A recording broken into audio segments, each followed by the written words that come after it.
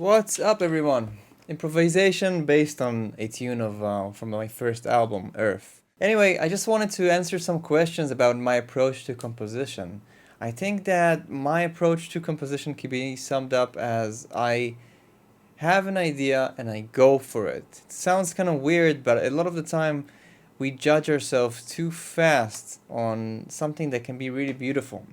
And the reason is because there's many layers to a performance. There's the sound choice, there's the guitar choice, there's even just the reflections that we have over our ideas.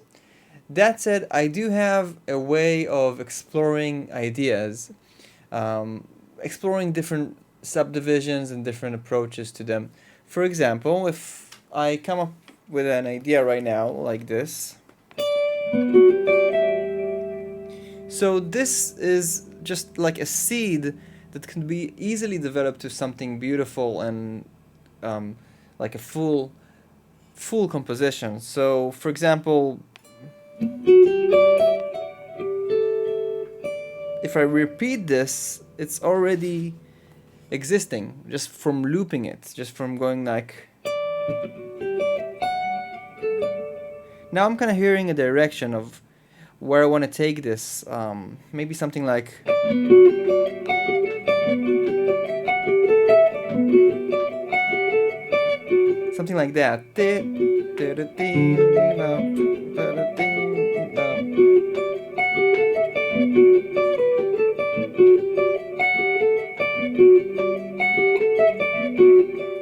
Now I'm not really thinking about the time signature. I'm not going like, oh, this should be.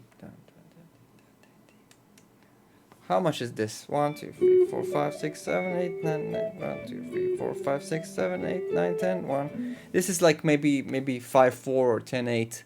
Depends how you feel it. I didn't really think about that. It was more about a feeling that I wanted to create. And then I can choose to develop that maybe going to another chord. For example, if I go now, this was kind of like a G major 7 thing.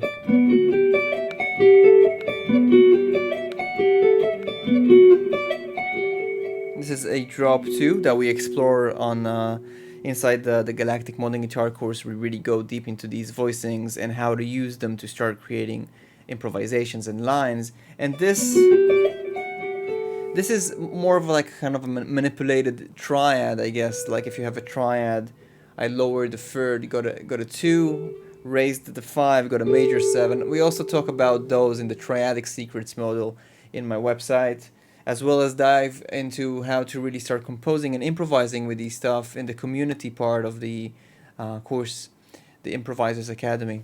You can check that, the link is in the description of this video, or just go to weissguitar.com. And maybe from there I want to develop it to the next chord, but I want to have the same kind of feel to it.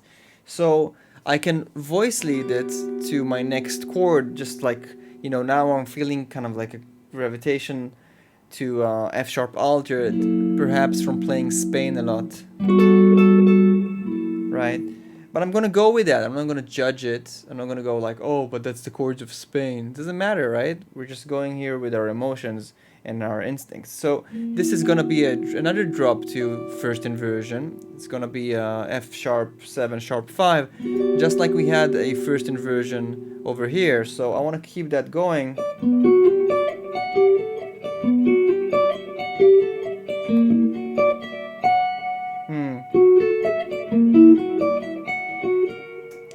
I like that. So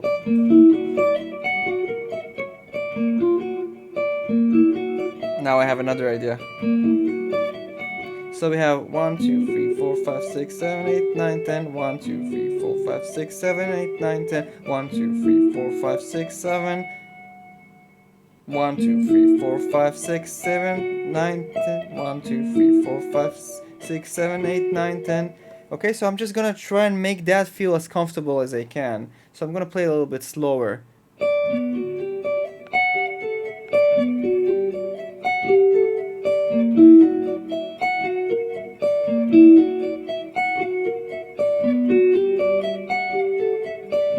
That's actually a nice tempo.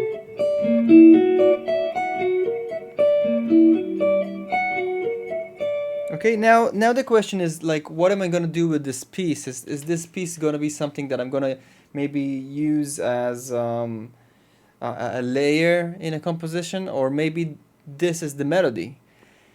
Because if this is just a layer, so this can be in the background, or maybe like an intro, or maybe a beginning of a part, and then on top of it, a melody can kind of. So for some reason, I'm hearing this kind of right now as like a layer. So I can use the looper for that, but just like if I loop that, then I can start creating a melody. Okay. But I'm not going to create a looper right now. The next thing I can think about, and I'm just giving you ideas, I'm not really composing a whole piece right now, is like, and this is something you can also do just to improve your improvisation and just like your overall vocabulary, is what if, just like right now we took the same structure in G major 7 and we moved it to F sharp altered. What will happen if I move it to another subdivision? Like, what if this was triplets, right? Instead of the 10/8 notes, it can be 10 triplets. So it can be something like taki ta taki ta.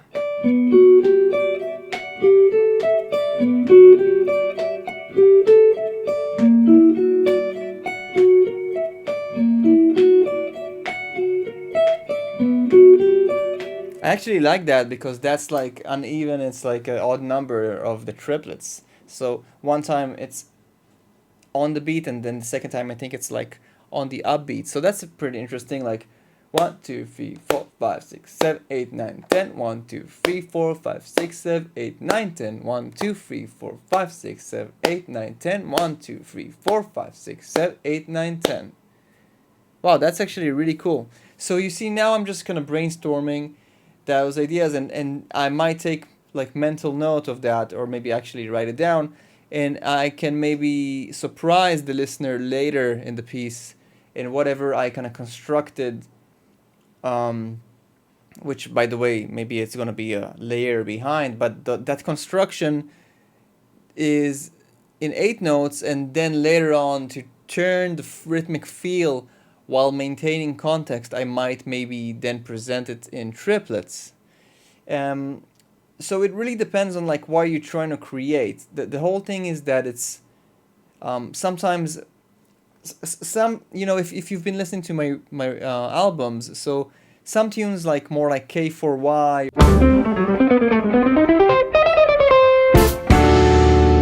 or Pyramids, those tunes are definitely just like explorations of these type of stuff, where I'm really letting myself to go into that train of thought. But then sometimes there's tunes that I have a different, I'm just feeling like maybe the more melodic tunes, the more I feel like writing a song.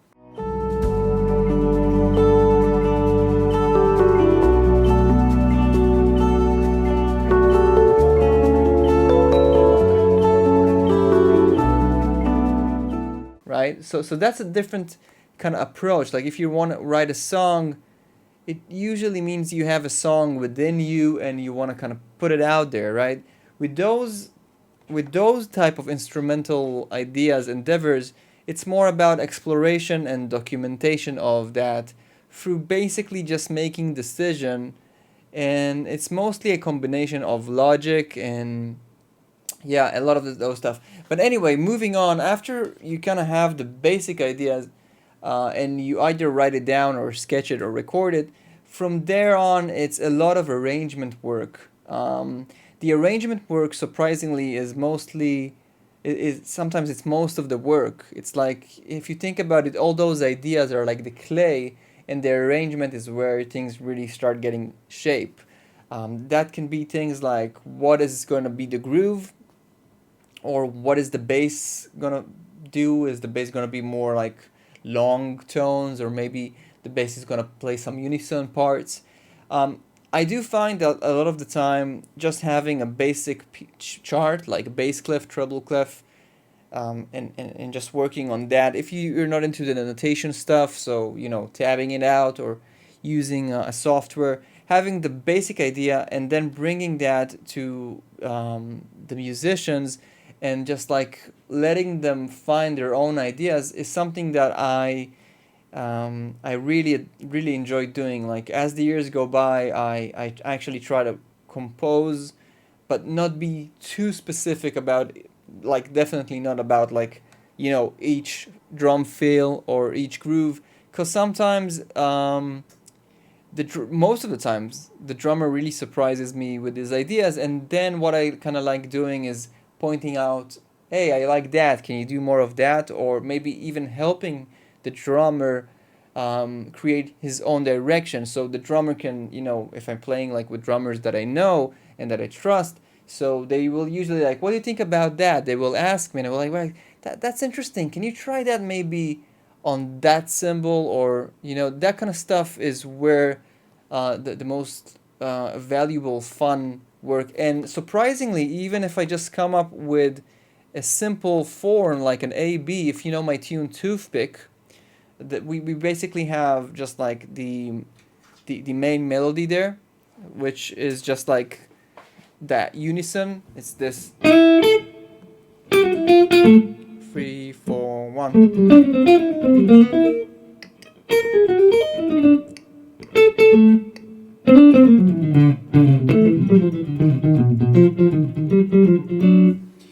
So that's like the unison, right? We all play that together, and it's just and in between there's just like drum grooves, right?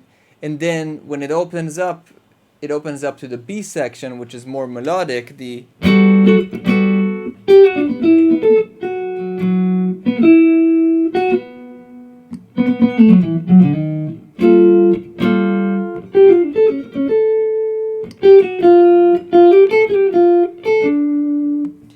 so that's the more open part where everyone just like so there's the contrast. This is, on one hand, it is explorations of notes and rhythms, but on the other hand, like once the beat comes in, it's clearly a kind of like a song, an A-B song. And sometimes those work really well live, and they actually balance a album, or they balance a set. It's cool to have a very free composed, like lots of parts kind of thing happening, but it's interesting to explore having that and then also having a few more A-B or more open form kind of songs in your set, album, or session. And so that's just an approach. Over the years I've tried to include more interplay in my music, like sections where we don't really know what's going to happen. It's actually pretty cool. Like on my last show, I actually had a few places that I planted in the set that are not in the recording, where I was like, here, whatever. Like it's open. Before the solo starts, let's let things actually breathe. And another conscious thing that I kind of had that really was really fun with this last live show with my quartet, is that I decided that I'm gonna open the show by just picking up the guitar and just like improvising for 2 minutes. And I guess I do that also to kind of get myself into the mood and feel the new air, the air moving, basically sound. Whenever you do a sound check, you're doing it with without the audience, and then when the audience comes in, they sit. Obviously, the acoustic has changed, the whole psychological, I guess, atmosphere has changed, and I like just playing a few notes, and that's really that has been very helpful. Anyway, so people asking about composition, asking about fundamentals, asking about how to implement what they learned into actually composing and improvising, and just peeps and people who want to have a very clear roadmap on how to connect everything on the fretboard, from triads, arpeggios, voicings, standards, understanding solos of master improvisers. Over the last 4.5 years, I created a platform on my website that takes you through all those steps for the fundamentals, the core elements, the jazz essentials, the melodic minor, diminished.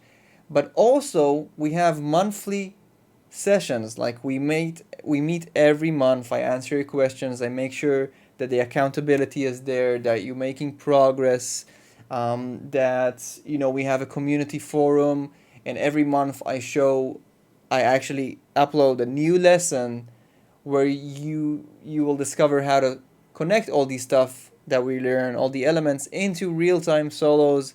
I show you, behind the scenes, how I compose, how I approach things, and I keep everyone motivated. In the forum, I also give feedback if people present any of their videos or ask me any questions. And there is a full archive of all of the live lessons, so if you miss a stream, you can join. Anyway, this is a limited time offer right now. You can check that. If you buy the course, you're gonna get 90 days for free to the community with all the live sessions, and it's been absolutely fun. Like yesterday, we had a session, and it was just like absolutely incredible. Some beautiful moments there, and that's it. You're invited to check it out. I'll put a link, and hopefully that was valuable for you. And I'll see you in the next video. Thanks for tuning in.